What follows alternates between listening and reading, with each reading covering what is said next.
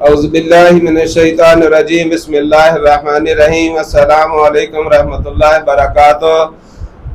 ناظرین، آپ اس وقت دیکھ رہے ہیں ہمارا YouTube channel wellness and self care.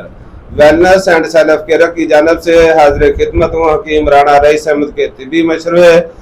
آپ جناب ہم کو جو نقصہ جس مرض کے بارے میں بتانا چاہتے ہیں، اس مرض میں بہت سارے لوگ جو ہے وہ علاج ہو چکے ہیں اس وقت۔ یعنی کہ میں آپ کو جو نقصہ بتانا چاہتا ہوں وہ پتھری کے متعلق ہے، یعنی کہ گردے کی پتھری یا مثانے کی پتھری، اور میں انشاءاللہ آپ کو گارنٹی شدہ نقصہ بتاؤں گا پتھری کے لیے۔ اور جو پتھری کے مریض ہیں انشاءاللہ، گردے کے اور مثانے کی پتھری کے مریض ہیں، وہ اس ویڈیو کو ضرور دیکھیں انشاءاللہ، اور دیکھ کر سن کر نقصہ نوٹ فرما کر ضرور بنائیں اور پرہیز کر کے انشاءاللہ یہ نقصہ استعمال کریں پتھری کے لیے، گردے اور مثانے کی پتھری کے لیے۔ جو لوگ کہتے ہیں کہ ہم نے جگہ جگہ سے علاج بھی کروایا اور کئی بار ہم پتھری کا آپریشن کروا چکے ہیں، پتھری جو ہے دوبارہ پھر بن جاتی ہے، کبھی ایک گردے میں اور کبھی دوسرے گردے میں، کبھی دونوں گردوں میں ہی پتھریاں پیدا ہو جاتی ہیں، اور اکثر اس کے بعد جو ہے مثانے میں بھی پتھری پیدا ہو جاتی ہے۔ پتھری کہنے کو تو ہم پتھری کہتے ہیں، مگر اصل مرض جو ہے وہ یہ ہے کہ ہماری غذا کے ہی کچھ اجزاء جو ہیں وہ آہستہ آہستہ ہمارے گردوں کے مقام پر جو ہے اکٹھے ہونا شروع ہو جاتے ہیں۔ جب یہ اکٹھے ہونا شروع ہو جاتے ہیں تو یہ تہ بستہ یعنی کہ تہ نشین ہو جاتے ہیں، اور جو پیچھے اجزاء اس کے آتے ہیں وہ بھی اس کے اوپر تہ نشین ہو جاتے ہیں، اس کو ہم جو ہے وہ پتھری بولتے ہیں۔ اکثر یہ غذا کے ہی اجزاء ہوتے ہیں جن کو گردے پیشاب کے راستے خارج نہیں کرتے۔ وہ اس وجہ نہیں کرتے کہ انسان جس کے پتھری پیدا ہوتی ہے اس کے اسباب ہیں پیچھے غذا کے۔ جب انسان بادی غذاؤں کا زیادہ استعمال کرتا ہے، مثلا چاول، بڑا گوشت، بوتل، ساگ، پالک، ٹماٹر، آلو، گوبھی وغیرہ، یعنی کہ اس مرض کے پیدا ہونے کے اسباب ہی غذا کے ہیں 100%۔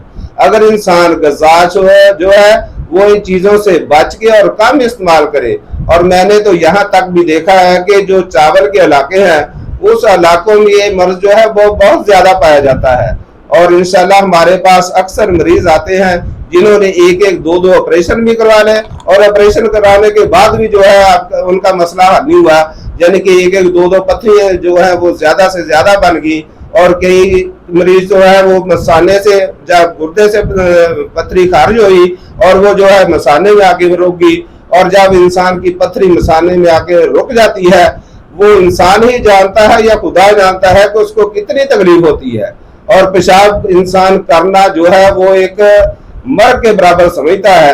اور میں آپ کو پتھری کے متعلق جو نقصہ بتانا چاہتا ہوں، آپ نقصہ نوٹ فرما لیں، اور ہمارا ویلنس اینڈ سیلف کیئر کا جو ہے چینل اس کو یاد رکھیں، لائک کریں، شیئر کریں۔ انشاءاللہ جو نقصہ ہوگا وہ آپ اکثر کسی حکیم سے جا کے پوچھ لیں، یا کسی دواخانہ پنسار سٹور سے آپ جا کر مشورہ کر لیں، انشاءاللہ نقصہ جو ہے وہ سننے کے قابل ہوگا۔